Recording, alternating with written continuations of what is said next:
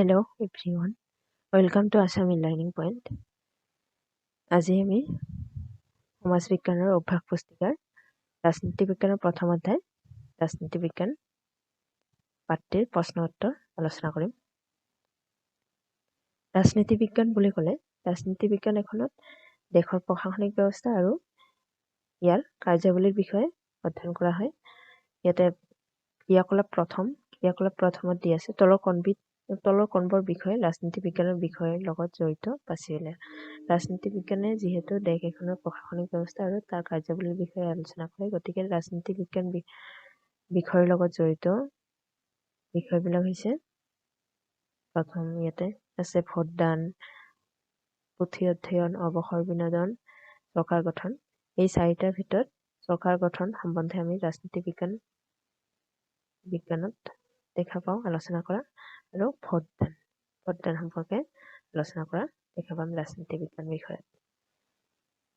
ইয়াতে ধাৰণা দিছে যে কিছুমান নিৰ্দিষ্ট ৰাজনৈতিক উদ্দেশ্যত বিশ্বাসী কিছু লোক যেতিয়া একগোট হৈ দল গঠন কৰে, ইয়াক ৰাজনৈতিক দল বুলি কোৱা হয়। ভাৰতীয় জাতীয় কংগ্ৰেছ আৰু ভাৰতীয় জাতীয়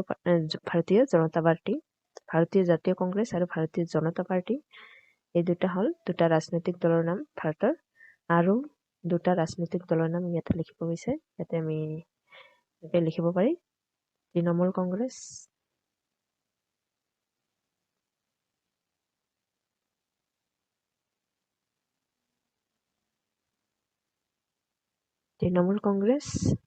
আৰু তাৰপিছত লিখিব পাৰি ভাৰতীয় কমিউনিষ্ট পাৰ্টি।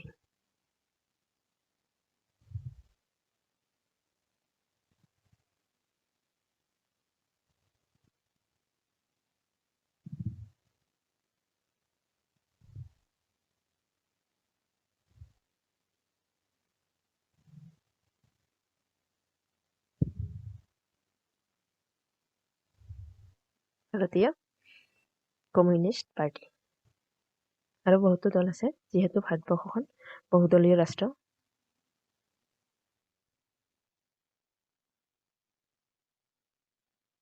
তাৰপিছত ক্ৰিয়াকলাপ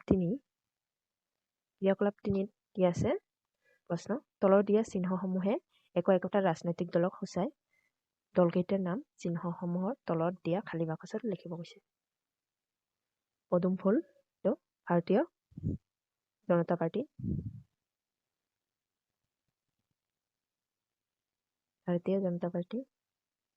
বিজেপি সংখ্যাতে। তাৰপিছত হাতৰ ছবি আৰু এইটো হ'ব ভাৰতীয় জাতীয় কংগ্ৰেছ, ইণ্ডিয়ান নেশ্যনেল কংগ্ৰেছ বুলি কওঁ, যাক নেকি কওঁ।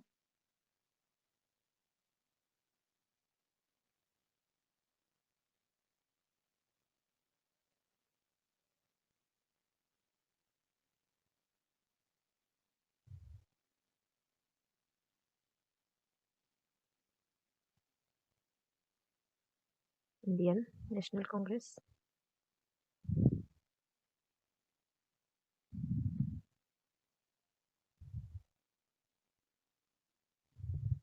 আৰু হাতীৰ ছবি থকা দলটোৰ নাম হৈছে অসম গণ পৰিষদ, অগপৰ বুলি কয়।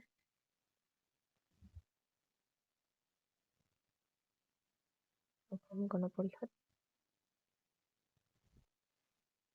ক্ৰিয়াকলাপ 4 ইয়াতে কৈছে ক অংশৰ লগত খ অংশ মিলোৱা। একদলীয় ব্যৱস্থা মানে এটা দলেৰে গঠিত চৰকাৰ বা ৰাজনৈতিক ব্যৱস্থা।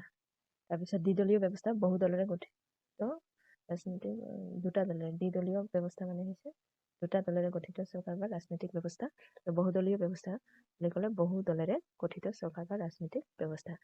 ধাৰণা দিছে যে গণতন্ত্ৰ কি? গণতন্ত্ৰ হৈছে ৰাইজৰ চৰকাৰ, অৰ্থাৎ গণতন্ত্ৰত ৰাইজেই ৰজা।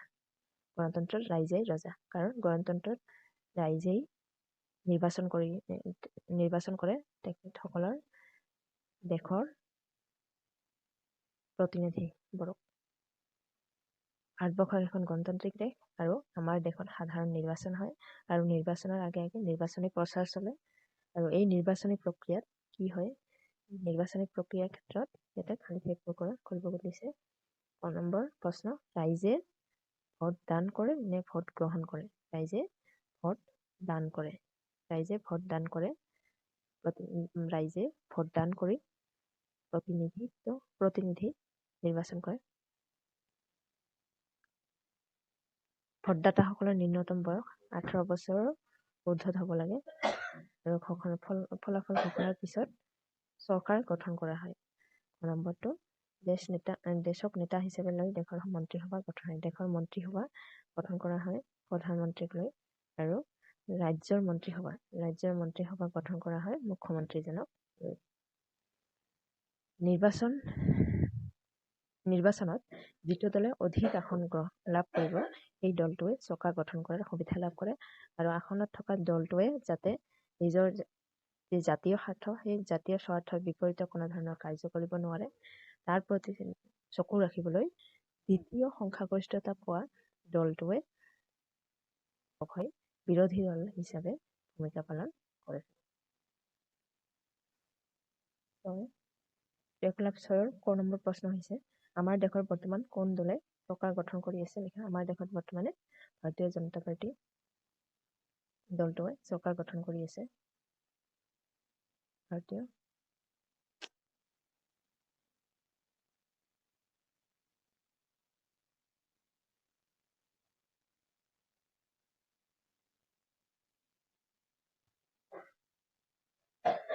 জনতা পাৰ্টি দলটোৱে চৰকাৰ গঠন কৰিছে আৰু আমাৰ দেশত বৰ্তমানে কোন দলে বিৰোধী দলৰ ভূমিকা গ্ৰহণ কৰিছে সেইটো কমেণ্ট ছেকশ্যনত কমেণ্ট কৰি জনাব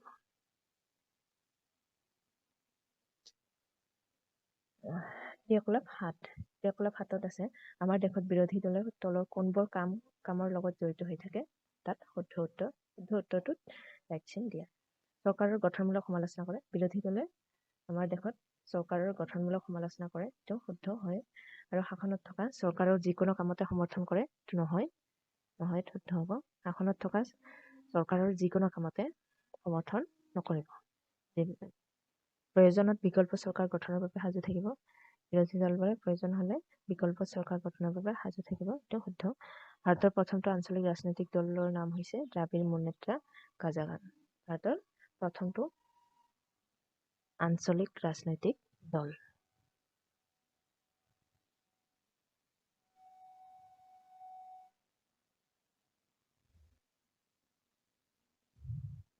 ক্ৰিয়াকলাপ 9ত আছে শুদ্ধ উত্তৰটো বাছি উলিয়াই ৰাইট চিহ্ন দিয়া ভাৰতবৰ্ষৰ ৰাজনৈতিক ব্যৱস্থা এইটো বহুদলীয় ৰাজনৈতিক ব্যৱস্থা আৰু দ্বিদলীয় ব্যৱস্থা থকা দুখন ৰাষ্ট্ৰ হৈছে ইংলেণ্ড আৰু আমেৰিকা চীনত একদলীয় ব্যৱস্থা আৰু ভাৰতবৰ্ষত বহুদলীয় ব্যৱস্থা ভাৰতবৰ্ষত প্ৰথম ৰাজনৈতিক দলটো 1885 চনত গঠন কৰা হৈছিল আৰু সেই দলটোৰ নাম হৈছে ভাৰতীয় জাতীয় কংগ্ৰেছ আৰু ইয়াৰ প্ৰথম ভাৰতীয় সভাপতি আছিল উমেশ চন্দ্ৰ বেনাৰ্জী ভাৰতীয় মূলৰ সভাপতি আছিল 1906 চনত ভাৰতত দ্বিতীয়টা ৰাজনৈতিক দল গঠন কৰা হয় আৰু এই দলটোৰ নাম কি দ্বিতীয়টা ভাৰতীয় ৰাজনৈতিক দলৰ নাম হৈছে মুছলিম লীগ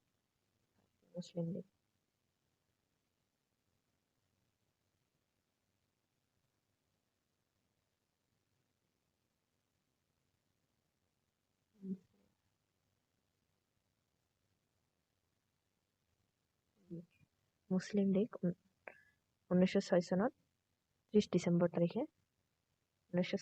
30 ডিচেম্বৰ তাৰিখে গঠন কৰা হয় ঢাকা চহৰত গঠন কৰা হৈছিল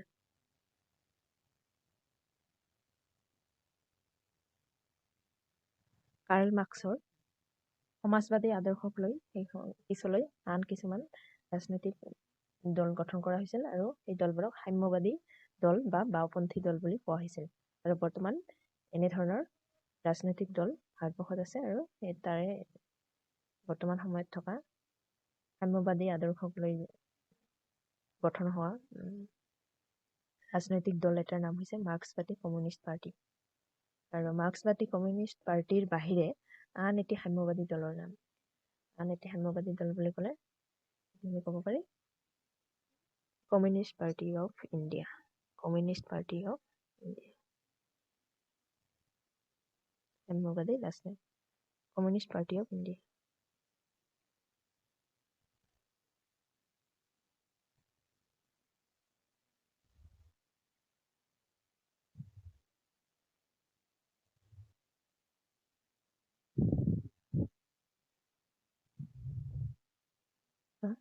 বা ভাৰতীয় সাম্যবাদী দল। যেতিয়া নিৰ্বাচনত কোনো এটা ৰাজনৈতিক দলে আটাইতকৈ বেছি সংখ্যক আসন লাভ কৰিবলৈ সক্ষম নহয়, তেতিয়া নিৰ্বাচনৰ পিছত যেতিয়া নিৰ্বাচনৰ ফলাফল ওলায়, এই নিৰ্বাচনৰ ফলাফলত যদি কোনো এটা ৰাজনৈতিক দলে অকলে আটাইতকৈ বেছি সংখ্যক আসন মানে নিজে একক সংখ্যাগৰিষ্ঠতা অকলে সংখ্যাগৰিষ্ঠতা লাভ কৰিবলৈ সক্ষম নহয়, তেতিয়া কেইবাটাও ৰাজনৈতিক দল লগ হৈ চৰকাৰ গঠন কৰিবলগীয়া হয় আৰু তেনেধৰণৰ চৰকাৰক সংযুক্ত চৰকাৰ বা মৰ্চা চৰকাৰ বুলি কোৱা হয়। আৰু আমাৰ দেশত প্ৰথমখন মৰ্চা চৰকাৰ গঠন কৰা হৈছিল 1977 চনত মৰাৰজী দেশাইৰ নেতৃত্বত। আৰু তলত দিয়া কোনগৰাকী প্ৰধানমন্ত্ৰীৰ নেতৃত্বত ভাৰতৰ প্ৰথম মৰ্চা চৰকাৰখন গঠন কৰা হৈছিল? ভাৰতৰ প্ৰথমখন মৰ্চা চৰকাৰ গঠন কৰা হৈছিল মৰাৰজী দেশাইৰ। 14 নম্বৰ ক্ৰিয়াকলাপ 14। তলত দিয়া বিষয়বিলাকৰ পৰা মৰ্চা চৰকাৰৰ গুণ আৰু দোষবোৰ বাছি উলিয়াই দুটা ভাগত বিভক্ত কৰা। ইয়াতে মৰ্চা চৰকাৰৰ গুণ কোনবোৰ আৰু দোষ কোনবোৰ এইবিলাক বাছি উলিয়াব কৈছে। যদি আমি মৰ্চা চৰকাৰৰ গুণ বুলি কওঁ, মৰ্চা চৰকাৰৰ গুণ হৈছে মৰ্চা চৰকাৰখন ইয়াতে আছে অস্বেচ্ছাচাৰী চৰকাৰ, পৰিস্থিতি আৰু সময় সাপেক্ষ চৰকাৰ, আঞ্চলিক প্ৰতিনিধি থকা চৰকাৰ, ৰাজহুৱা ধনৰ অপব্যৱহাৰ হ্ৰাস কৰা চৰকাৰ। মৰ্চা চৰকাৰত যিহেতু দুটা বা দুটাতকৈ অধিক ৰাজনৈতিক দল একেলগে মিলিত হৈ চৰকাৰ গঠন কৰে, গতিকে এনেধৰণৰ চৰকাৰখন স্বেচ্ছাচাৰী হোৱাৰ সম্ভাৱনা অলপো নাই। গতিকে অস্বেচ্ছাচাৰী চৰকাৰ ই হৈছে মৰ্চা চৰকাৰ এটা ভাল গুণ। পৰিস্থিতি আৰু সময় সাপেক্ষ চৰকাৰ, যিহেতু মৰ্চা চৰকাৰখন পৰিস্থিতি আৰু সময় সাপেক্ষেহে মৰ্চা চৰকাৰখন গঠন কৰা হয়, গতিকে ই হৈছে মৰ্চা চৰকাৰৰ আন এটা গুণ হৈছে পৰিস্থিতি আৰু সময় সাপেক্ষ চৰকাৰ। আঞ্চলিক প্ৰতিনিধিত্ব থকা চৰকাৰ, আঞ্চলিক প্ৰতিনিধিত্ব থকা চৰকাৰ, যিহেতু এই চৰকাৰখনত দুটা বা তিনিটা ৰাজনৈতিক দলে যেতিয়া একগোট হৈ চৰকাৰ গঠন কৰে, ইয়াত আঞ্চলিক প্ৰতিনিধিত্ব থকাত সুবিধা হয় আৰু আঞ্চলিক দলবোৰেও একেলগ হৈ চৰকাৰ গঠন কৰাৰ কাৰণে সুবিধা লাভ কৰে। আৰু ৰাজহুৱা ধনৰ অপব্যৱহাৰ হ্ৰাস কৰা চৰকাৰ, ৰাজহুৱা ধনৰ এবাৰ নিৰ্বাচন হোৱাৰ পিছত যদি কোনো ৰাজনৈতিক দলে সংখ্যাগৰিষ্ঠতা নাপায়, তেতিয়াহ'লে চৰকাৰ গঠন কৰিবলৈ হ'লে পুনৰবাৰ যদি নিৰ্বাচন পতা হয়, তেন্তে বহুত ধৰণৰ অপব্যৱহাৰ হ'ব পাৰে, ৰাজহুৱা ধন বহুত অপব্যৱহাৰ হ'ব পাৰে। কিন্তু তেনে ক্ষেত্ৰত ৰাজহুৱা ধনৰ অপব্যৱহাৰ নকৰাকৈ মৰ্চা চৰকাৰ গঠন কৰিব পাৰি। গতিকে ৰাজহুৱা ধনৰ অপব্যৱহাৰ হ্ৰাস কৰা চৰকাৰ মৰ্চা চৰকাৰৰ আন এটি গুণ। গতিকে এই চাৰিওটা হৈছে মৰ্চা চৰকাৰৰ গুণ। আৰু দোষ বুলি ক'লে ব্যয়বহুল চৰকাৰ। মৰ্চা চৰকাৰখন পতা হ'ল আৰু মৰ্চা চৰকাৰত যিহেতু দুটা বা তিনিটা ৰাজনৈতিক দল একগোট হৈ চৰকাৰ গঠন কৰে, এই ক্ষেত্ৰত আমি দেখা পাওঁ কেতিয়াবা আঁচনি ৰূপায়ণৰ ক্ষেত্ৰত বিভিন্ন ধৰণৰ টকাৰ ওপৰঞ্চি খৰচ হোৱা দেখা পোৱা যায়। এইটো হ'ল মৰ্চা চৰকাৰৰ এটা দোষ, ব্যয়বহুল চৰকাৰ। অংশীদাৰ দলৰ আকাংক্ষা থকা চৰকাৰ, আৰু অংশীদাৰী দলটোৰ বেছি আকাংক্ষা থাকিব পাৰে চৰকাৰৰ প্ৰতি। আৰু ক্ষণস্থায়ী চৰকাৰ, এই চৰকাৰখন যিকোনো মুহূৰ্ততে ভাঙি যাব পাৰে আৰু দীৰ্ঘম্যাদী আঁচনি গ্ৰহণত জটিলতা থকা চৰকাৰ, ই হৈছে মৰ্চা চৰকাৰৰ আন এটা দোষ। গতিকে এই চাৰিটা হৈছে মৰ্চা চৰকাৰৰ দোষ।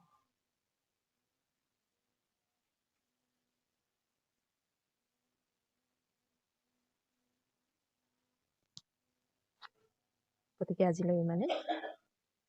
ভিডিঅ'টো লাইক কৰিব আৰু চেনেলটো ছাবস্ক্ৰাইব কৰিব।